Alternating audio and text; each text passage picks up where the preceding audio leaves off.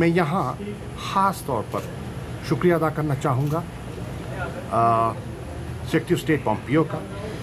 आज अमेरिका के जो उनके स्पोक्स पर्सन हैं उन्होंने भी बरमला कह दिया है, मैं इस पर खामोश रहा कि प्राइवेट डिप्लोमेसी एक होती है पब्लिक डिप्लोमेसी, एक होती है प्राइवेट डिप्लोमेसी।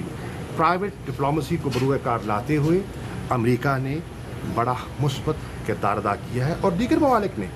उसमें मैं जिक्र करना चाहूँगा चीन का, मैं जिक्र करना चाहूँगा रूस का, मैं जिक्र करना चाहूँगा सऊदी अरब का, बहुत से दोस्तों का, किस किस का नाम लूँ, तुर्की का, जॉर्डन का, यूएई का, सबका, कि जिन्होंने सफारतकारी के ज़रिए कोशिश की कि मामलात बेहतरी की तरफ जाएं और मामलात डी एस्केलेट हों। तो उसके इम्कानात अब रोशन दिखाई दे रहे हैं और उन्होंने बरमला कहा कि सेक्रेटरी पॉम्पियो का, minister for external affairs Sushma ji से और पाकिस्तान में मुझसे उनका रब्ता था और मैंने उन्हें मुफस्सल पाकिस्तान का नुक्ता नज़र पोस्ट पुलवामा उनको मैंने अपना नुक्ता नज़र पेश किया था और मुझे खुशी है कि जो हमारा नुक्ता नज़र था उसकी हकीकत भी दुनिया के सामने आ गई है और आज लोग उसको वज़न दे रहे हैं। हेलो एंड वेलकम टू ज़रा हट के। मुबश्शिर ज़ैदी और वसअतुल्लाह खान का सलाम कबूल कीजिए। वज़ीर ख़ारजा शाह महमूद कुरैशी की बातें आपने सुन ली, कुछ कशीदगी में कमी के आसार भी हैं। उन्होंने एक नई टर्म भी कॉइन की है, निजी सिफारतकारी। पहले तो सिफारतकारी या पसे पर्दा सिफारतकारी हुआ करती थी, ये निजी चैनल्स की तरह अब निजी सिफारतकारी भी उस हिसाब से शुरू हो गई है। अच्छा, एक तो ये है कि आपने सुन लिया जो शाह महमूद साहब ने कहा, इसके अलावा ज़ाहिर वक्त की कमी की वजह से हम पूरा कर सकते थे। मज़ीद जो है उन्होंने बताया था कि जो भारत में पाकिस्तान के हाई कमिश्नर थे सुहेल महमूद, उन्हें जो कशीदगी के फ़ौरन बाद सलाह मशवरे के नाम पे वापस बुला लिया गया था और इंडिया के जो सफ़ीर थे इस्लामाबाद में वो अब तक दिल्ली में हैं। तो सुहेल महमूद को अगले 2 रोज़ में दिल्ली वापस भेजने का फ़ैसला किया जा रहा है। अहम डेवलपमेंट है। अच्छा, फिर उन्होंने ये कहा कि हम डायरेक्टर जनरल मिलिट्री ऑपरेशंस की सतह पे जो हफ्तावार राब्ते होते हैं भारत और पाकिस्तान में रूटीन के, वो भी बहाल करने को तैयार हैं। तीसरी बात यह है कि करतारपुर कॉरिडोर के बारे में मुज़ाकरात के लिए पाकिस्तानी वफ़द 14 मार्च को भारत जा रहा है। भारत ने कहा है कि भाई साहब दिल्ली आने की बजाय आप अमृतसर में ही आ जाएं, वो आपको नज़दीक पड़ेगा। तो बहरहाल वफ़द फ़िलहाल जा रहा है। तो हमारे साथ जो हैं हिंदुस्तान टाइम्स के फ़ॉरेन एडिटर हैं हसन लश्कर, उनसे भी पूछ लेते हैं कि यहाँ तो सब कह रहे हैं रज़ा के डी एस्केलेशन हो रही है या तकरीबन हो ही चुकी है, आपको वहाँ क्या लग रहा है भारत में? जी देखिए, यहाँ पे भी यही नज़र आ रहा है जैसे आपने दोहराया, मतलब जो 3-4 जो स्टेप्स लिए गए हैं। एक तो सुहेल महमूद साहब वापस आ रहे हैं, करतारपुर का मीटिंग हो रहा है। दूसरी तरफ कुछ यहाँ पे भी ऐसे इम्कान है कि शायद हमारे भी जो हाई कमिश्नर है वो भी वापस जा रहे हैं। तो लग रहा है कि जो एक बहुत ज़्यादा जो टेंशन था पिछले 2 हफ्ते जो हमने देखा था वो थोड़ा सा अभी कम हो रहा है। तो जाहिर बात है कि लग रहा है कि मतलब जो एक नॉर्मलसी की तरफ एक मतलब जा रहे हैं। लेकिन यहाँ पे जो हमारे ऑफिशियल्स है वो एक बात के ऊपर बड़ा जोर से मतलब वो दोहरा रहे हैं कि जो काउंटर टेररिज्म जो एक्शंस लिया जा रहा है पाकिस्तान में, वो चाहते हैं कि वो और थोड़ा सा तेज रफ्तार में हो और थोड़ा सा मतलब सीरियसली हो। यानी क्या मतलब है इस बात का? सीरियसनेस कैसे अब वो हो रहा है? जी देखे, लेकिन जो हमारे ऑफिशियल्स है ये वही कहते रहते हैं कि देखे ऐसे क्रैकडाउन हमने 2001 में भी देखे थे, जबकि वो क्रैकडाउन जैश ए मोहम्मद के ऊपर ही हुआ था। फिर हमने 2008 में भी मुंबई अटैक्स के बाद एक क्रैकडाउन देखा था, लेकिन जो लोग पकड़े गए थे, जो कुछ लोग तो मतलब उनको छोड़ दिया गया है। और जो मुझे ऐसा लग रहा है कि जो इंडियन एस्टेब्लिशमेंट है इस स्टेप को उन्होंने मेरा ख्याल है वेलकम नहीं किया कि कुछ तो शुरू हुआ है। वो शायद ये चाह रहे हैं कि ये नाकाफ़ी है। मुझे ऐसा लग रहा है कि वेलकम तो नहीं किया उन्होंने। ऑफिशियल्स के साथ जो बातचीत हो रही है, बस एक ही चीज़ बड़ा क्लियरली नज़र आता है उनके मतलब कमेंट्स में कि वो इस स्टेप को वेलकम तो करते हैं, लेकिन उनके अभी भी बहुत सारे डाउट्स हैं। वो कहते कि हम थोड़ा और क्लैरिटी देखें। ऑब्वियसली डाउट रहेंगे, रातों रात जाहिर ना उनके डाउट्स क्लियर होंगे, ना रातों रात ये होगा कि जो क्रैकडाउन है वो कंप्लीट होगा। अच्छा रजा, ये जो राइटर की स्टोरी आपने पढ़ी होगी, जो प्लैनेट लैब सैटेलाइट ऑपरेटर ने जो 6 बिल्डिंग्स दिखाई हैं कि जी वो 2018 में जिस तरह इंटैक्ट थी सैटेलाइट इमेजरी में बालाकोट में, उसी तरह 4 दिन पहले तक इंटैक्ट थी, तो ये भी आप तक इंडिया तक में तो पहुंची होगी, इस पे कोई डिस्कशन हो रहा है क्या? इसके ऊपर आज सवेरे से बहुत ज्यादा डिस्कशन हो रहा है। दूसरी चीज मैं आपको ये बताता चलूं कि देखे सारे जो यहाँ पे डिस्कशंस होते हैं सहाफियों के साथ भी, सब कुछ तो टीवी पे नहीं आता है, कुछ बैकग्राउंड ब्रीफिंग भी होते हैं। मैं आपको एक चीज बड़ा वाज़ेह कर दूं, इस चीज के ऊपर सहाफियों ने भी मतलब ऑफिशियल्स के साथ बहुत ही सख्त क्वेश्चंस पूछे हैं। बिल्कुल बहुत बार इसके ऊपर मतलब जिक्र हुआ है, इसके ऊपर डिस्कशंस हुआ है। बस मैं इतना ही कहना चाहूंगा। लेकिन ये जो आप कह रहे हैं कि डिस्कशंस हो रहे हैं या नहीं, ये बिल्कुल ये सवाल यहाँ पे भी इंडिया पे भी लोग पूछ रहे हैं। अच्छा वो जो व्हाट्सएप चैट सामने आई है, बालाकोट मेडिकल यूनिवर्सिटी के कोई साहब हैं डॉक्टर एजाज और इंडियन किसी शहरी के दरमियान, और जिसकी वजह से निकला गालबन के 292 जो हैं वो एक्सट्रीमिस्ट वहाँ हलाक हो गए बालाकोट में, और अमित शाह ने भी जाहिर है वहीं से उचक लिया। तो ये भी जाहिर है कि गुफ्तगू में तो आ रहा होगा, अपोजिशन की गुफ्तगू में तो आ रहा होगा डेफिनेटली। देखे साहब, आपने तो बहुत कम कहा है, आपने कहा है 200 शायद कितना आपने 292 जगह। जी बिल्कुल, यहाँ पे ऐसे भी फिगर चले थे, 600 का भी फिगर मैंने देखा है। तो ये देखिए, ये जो फिगर है अगर आप इनको थोड़ा सा एक तरफ रख दे और जो हमारे ऑफिशियल्स के जो बयानात हैं उनके तरफ थोड़ा नजर फरमाए। जो इंडियन एयरफोर्स के ऑफिशियल्स हैं उन्होंने ये कहा है कि हम कैजुअलिटीज के ऊपर स्पेकुलेट करना नहीं चाहते हैं। हमारे फॉरेन सेक्रेटरी का भी जो स्टेटमेंट था उसमें कोई फिगर नहीं था। तो ये जो व्हाट्सएप पे और अगर आप सोशल मीडिया के ऊपर अगर आप तवज्जो देते हैं तो फिर ये तो मतलब ये जो आपने जो व्हाट्सएप के जिक्र किया उसमें भी अगर आप देखें जो मतलब उसमें जो स्पेलिंग्स है वो किसी भी पाकिस्तानी इस तरह से बात नहीं हम सहाफियों से ज्यादा ये सियासतदान तवज्जो दे रहे हैं, अमित शाह साहब जैसे सियासतदान तवज्जो दे रहे हैं इन पे। जी देखे, आपको ये भी आपको पता होगा कि हमारे यहाँ पे इलेक्शंस आ रहे हैं, तो जो सियासतदान होते हैं उनका जो कहना और जो मतलब कमेंट्स होते हैं वो एक दूसरे चीज के ऊपर वो नजर रख के इसके ऊपर कमेंट्स कर रहे हैं। यहाँ पे सिर्फ रूलिंग नहीं, हमारे ऑपोजिशन पॉलिटिशियंस भी जो है वो भी एक इलेक्शन के ऊपर मतलब इम्पोर्टेंस देके जो भी कहते हैं वो उसी अंदाज से कह रहे हैं। अच्छा रजा, ये बताइए कि जो रॉयटर्स की स्टोरी है वो स्पेसिफिकली कह रही है, क्योंकि देखें अब इंडियन एयरफोर्स के चीफ ने भी कहा कि जी हम हदफ को देखते हैं, हम कैजुअलिटीज़ को नहीं देखते। कैजुअलिटीज़ को हमने तबाह कर दिया, कैजुअलिटीज़ को साइड पे रख दिया। अब हदफ की तरफ आ जाएं। जो रॉयटर्स की स्टोरी है वो सैटेलाइट इमेजिंग के थ्रू कह रही है कि जो हदफ था वो अभी वहीं का वहीं मौजूद है। तो कौन सा हदफ इन्होंने हासिल किया? जी देखे, जैसे मैंने आपको पहले बताया है, आप अगर थोड़ा सा देखेंगे इंडियन सोशल मीडिया पे इंडियन जो कमेंटेटर्स है, ये लोग ये सवाल पूछ रहे हैं अभी कि मतलब इस ऑपरेशन के थ्रू क्या क्या मतलब अचीव हुआ है। सही। तो ये देखे, अभी तक कुछ क्लैरिटी नहीं है। जब तक गवर्नमेंट की तरफ से कोई मतलब उनके जो ऑपरेशनल जो वीडियोस है या इंडियन सैटेलाइट पिक्चर्स जो है जब तक वो भी मतलब पब्लिसाइज नहीं किया जाता है तो इसके ऊपर क्लैरिटी मिलना थोड़ा सा मुश्किल होगा। मुझे लगता है कि आने वाले जो 2 हफ्ते हैं बड़े इंटरेस्टिंग, 2, 3, 4 हफ्ते जितने भी हैं इलेक्शन से पहले बड़े इंटरेस्टिंग होने वाले हैं कि जो अपोजिशन और मीडिया है वो इनसे ये सवालात पूछता रहेगा और ये कहते रहेंगे कि जो सवाल पूछ रहा है वो मुल्क दुश्मन है। बड़ा इंटरेस्टिंग। ये तो बिल्कुल ये शुरू हो चुका है। ये तो हर हुकूमत का यही होता है कि क्रिटिकल सवाल पूछने वाला तो है खतरनाक। अच्छा रजा, हम एक वक्फा ले रहे हैं, उसके बाद आपसे जो है फाइल पे गुफ्तगू करेंगे।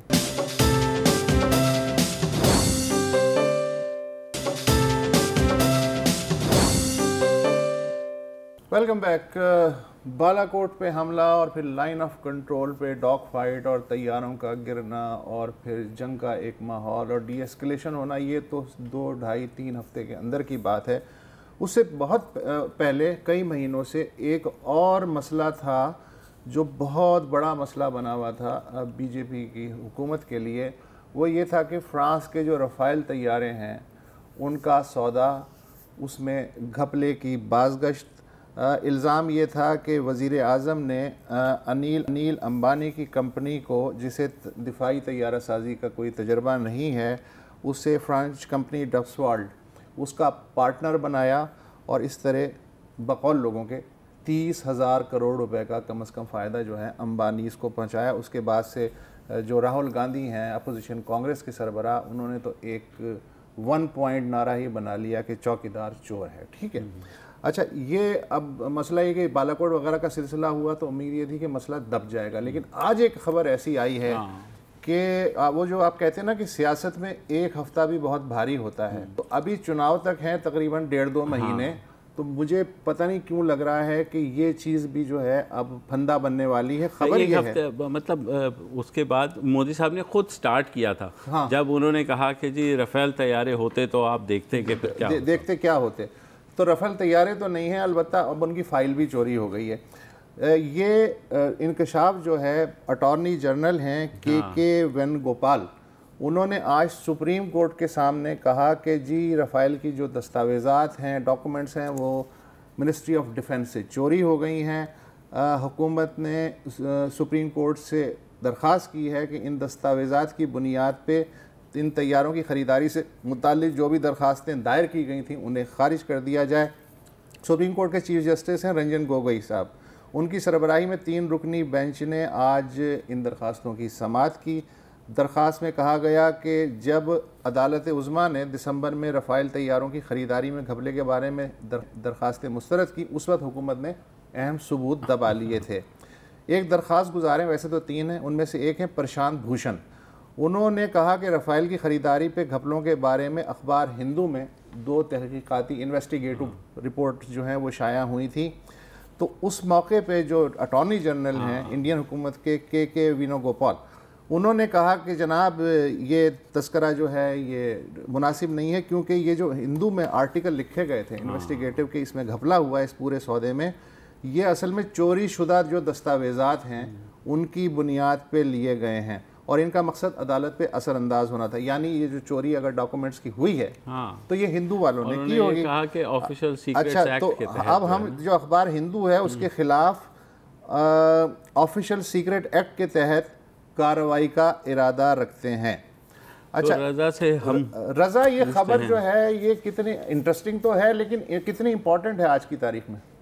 ये बहुत ही इम्पोर्टेंट है। देखिए, जो रफ़ाल का जो डील है इसके ऊपर बहुत सारे मतलब रिपोर्ट्स हो चुके हैं, लेकिन जो हिंदू अखबार है उसमें शायद 3 इन्वेस्टिगेटिव स्टोरीज आए हैं अभी तक और एक आज ही आया है। तो इसके ऊपर इससे काफी असर पड़ा है गवर्नमेंट के ऊपर, और ये मुझे लग रहा है ये जो एक थ्रेट दिया जा रहा है कि ऑफिशियल सीक्रेट्स एक्ट के तहत वो कानूनी कार्रवाई करना चाहते हैं, ये शायद एक कोशिश है सहाफ़ियों के ऊपर थोड़ा सा प्रेशर डालने का। लेकिन ये बात एकदम साफ आ रहा है कि इससे तो गवर्नमेंट के ऊपर काफी असर हुआ है। दी हिंदू वाले जो हैं वो ये कह रहे हैं कि कम से कम हुकूमत ने, पहले तो ये कहते थे कि नहीं ये सब बकवास है और ये जाली कागजात हैं और ये वो, उन्होंने कहा आज वो जो अटॉर्नी जनरल ने एडमिट किया है और ये कहा है कि जो हिंदू में ख़बर छपी है वो सारी की सारी उन डॉक्यूमेंट्स की इंफॉर्मेशन पर मबनी है। तो वो कह रहे हैं कि हमारा जो स्टोरीज़ हैं उनको वेरीफाई किया है हुकूमत ने। जी बिल्कुल, ये चाहे ऑफिशियल्स जो भी कहे, लेकिन लोगों में लार्जली मतलब एक अंडरस्टैंडिंग था कि हिंदू में अभी तक जो डॉक्यूमेंट्स कोट किया गया है वो सारे ऑथेंटिक है।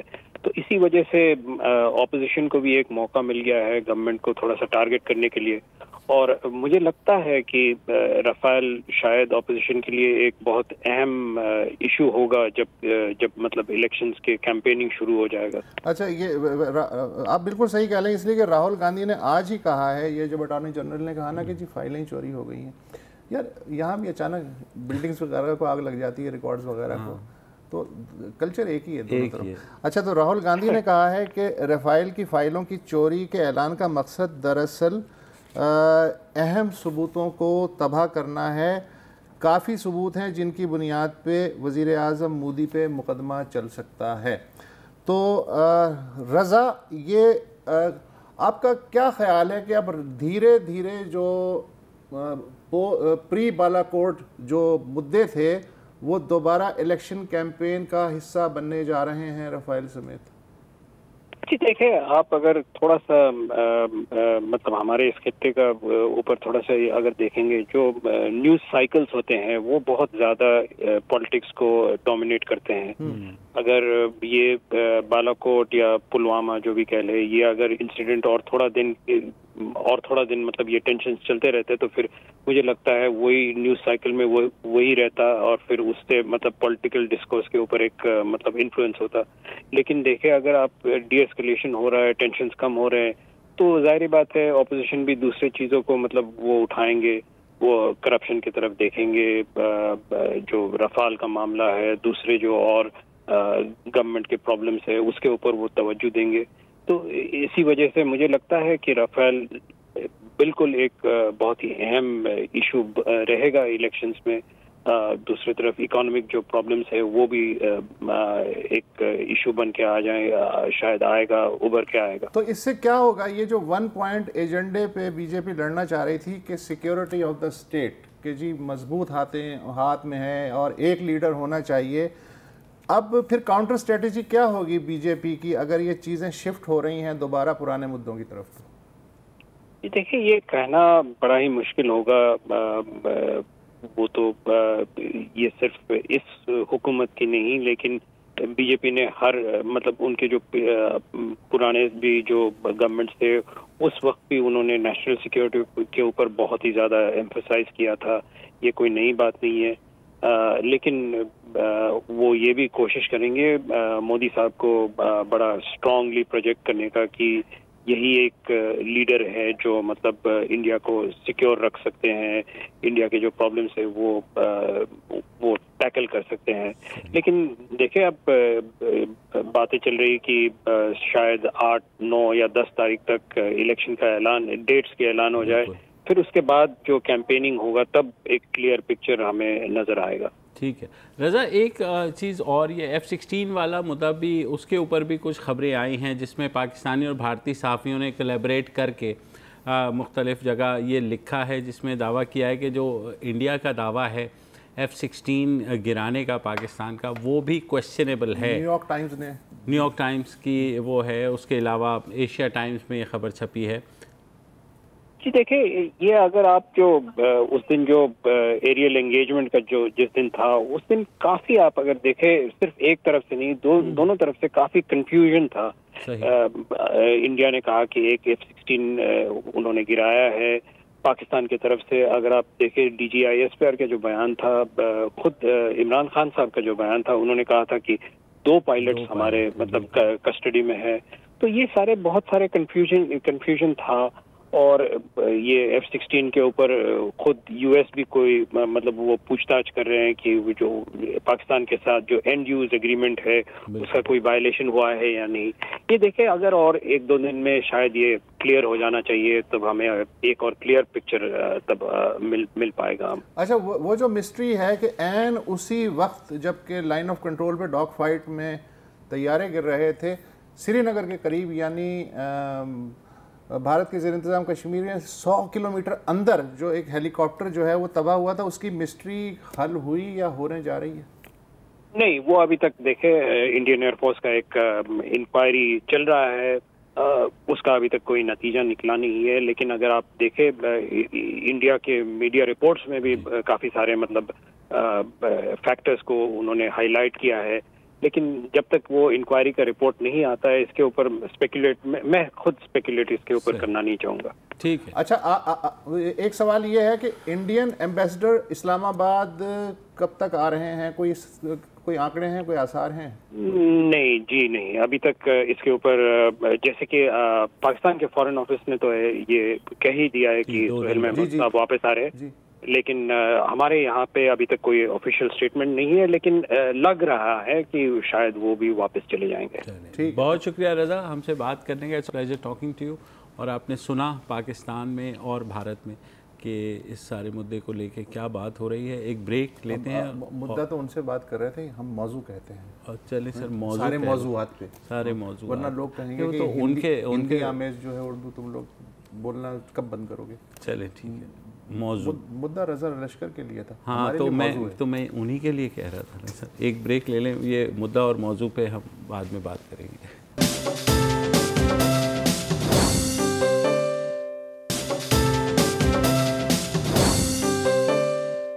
Welcome back. और जैसे ही पाकिस्तान भारत में कशीदगी कम होनी शुरू हुई तो दोनों जानिब जो है वो अपोजिशन दोबारा हुकूमतों से भिड़ना शुरू हो गई है और जो रिवायती उनके इख्तिलाफात हैं वो भी मतलब इससे अंदाज़ा हुआ कि दोनों मुल्कों के ताल्लुकात नॉर्मल हो रहे हैं कि आज वो ज़िमनी जो बजट का बिल है जब मंजूर हुआ, शोर शराबा हुआ, वो अपोजिशन ने किया, उसमें इस तरह की गुफ्तगू शुरू हो गई कि जी बिलावल आखिर अपने नाम के साथ भुट्टो क्यों लगाते हैं, जरदारी क्यों नहीं लगाते। इससे अंदाज़ा हुआ कि उधर से तो इत्मीनान हो गया, अब आपस में दोबारा और बल्कि JUIF के जो मौलाना फजलुर रहमान के साहबजादे हैं, उन्होंने स्पीकर के सामने नमाज पढ़नी शुरू कर दी और वो बाकी सारा वो भी हुआ। हाँ, इससे हालात लगता है नॉर्मल हो रहे हैं।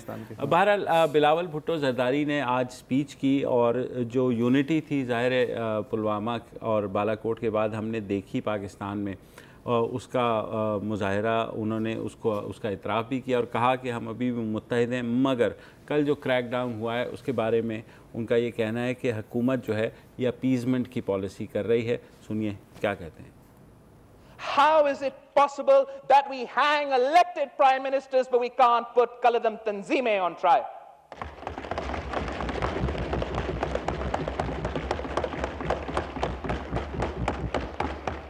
How is it possible that there is ihtisab only for the opposition but no ihtisab for banned organizations? How can the Prime Minister claim to be combating corruption when banned organizations enjoy an NRO? How is it possible, Mr. Speaker? How is it possible that there can be a JIT on my breakfast, but we can't have a JIT on Qaladan Tanzime ya Ehsanala Ehsan?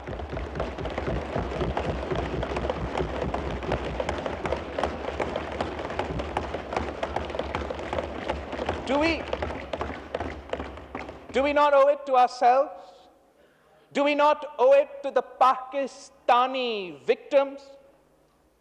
Do we want India to keep using them as an excuse to deprive the people of Kashmir of their rights?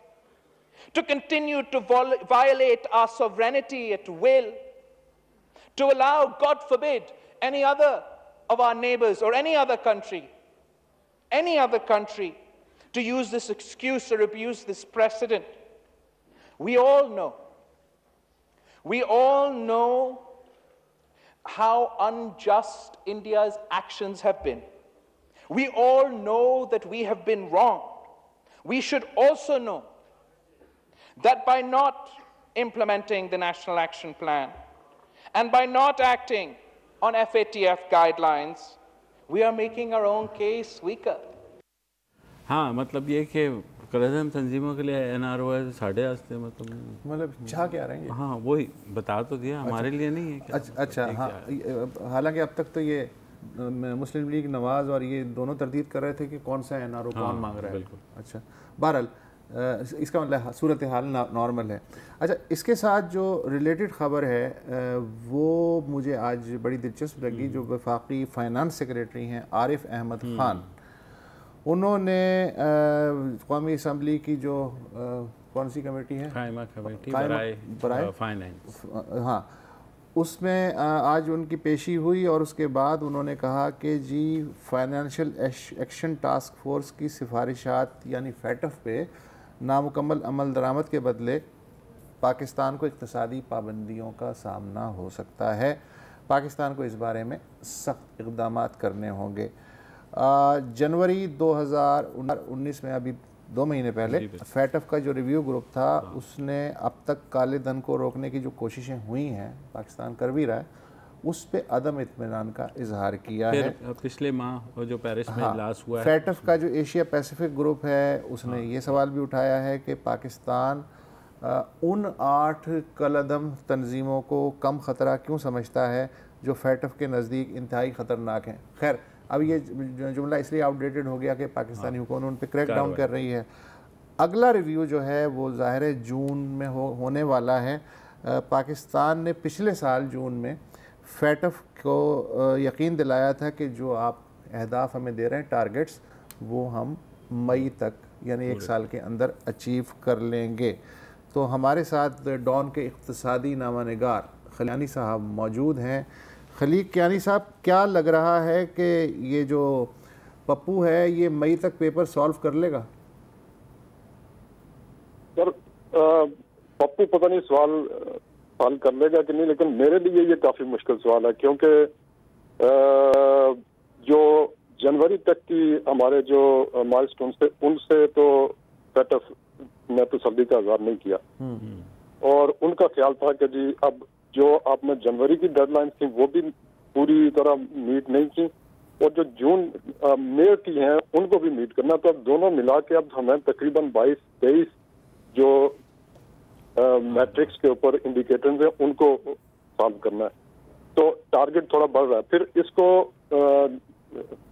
सितंबर से पहले वो जो पूरे 27 indicators हैं उनके ऊपर हमने पूरा करना है, तो जाके हमारा कोई आउटकम आएगा। अदर और आप जो बात कर जी, हेलो, कल सिर्फ उनकी जो स्टेटमेंट थी वही नहीं थी, बल्कि दूसरी तरफ आपने देखा होगा कि इंटीरियर मिनिस्टर शहरियार अफरीदी जो है वो भी ऑलमोस्ट उसी टाइम पे बोल रहे थे, और उन्होंने कहा था कि जी हमारे ऊपर कोई इंटरनेशनल प्रेशर नहीं है और हम किसी के कहने पे नहीं कर रहे।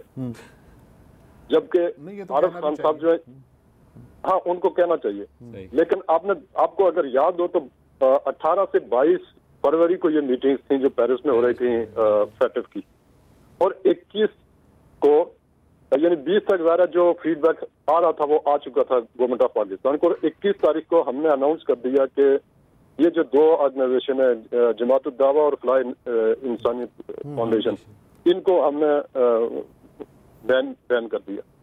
तो इसका मतलब ये है कि प्रेशर तो वहीं से आ रहा था, और फीडबैक वहां से आरिफ अहमद खान साहब जो है वो ज़ाहिर उस मीटिंग में थे, वो बैक होम अपने सिग्नल पहुंचा रहे थे कि जी हमारे साथ जो दूसरी साइड के जो लोग हैं उनकी क्या रवैया है और वो क्या चाहते हैं। ठीक है खलीक, एक छोटा सा ब्रेक, टाइम चेक है, उसके बाद वापस आते हैं तो आपसे थोड़ा सा डिटेल में पूछेंगे वो अहदाफ हैं क्या, एक ब्रेक के बाद।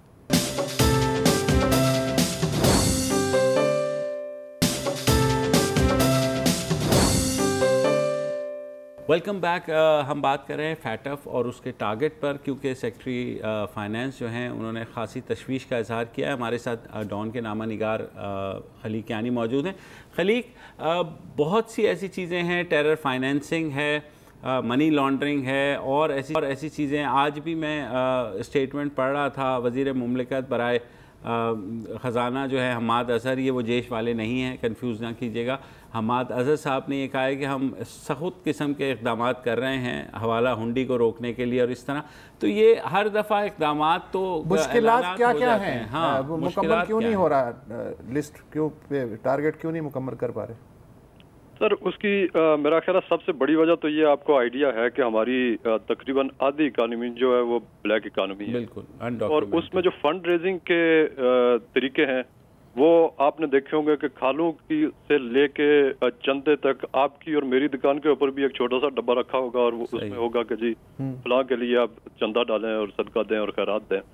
तो इन सारी चीज़ों को से लेके, ये तो मैं आपको आम मार्केट की बात कर रहा हूँ, वो उनको ज्यादा कंसर्न जो हैं वो बैंकिंग सिस्टम के ऊपर हैं, और कि वो आपस में ट्रांजैक्ट करते कैसे हैं, एक जगह से दूसरी जगह मूव कैसे करते हैं, और उसमें इंस्ट्रूमेंट्स कौन से इन्वॉल्व हैं। बाद औक़ात तो ये है कि कोई बैंकिंग इंस्ट्रूमेंट है, समटाइम्स जो कैश कोरियर है वो भी एक बड़ा इफेक्टिव टूल है। इसी तरह जो गोल्ड हो गया या ज्वेलरी हो गया या और प्रेशियस मेटल्स जो हैं या स्टोन्स जो हैं उसके जरिए भी होता है, और फिर उसके अलावा रूट्स भी हैं।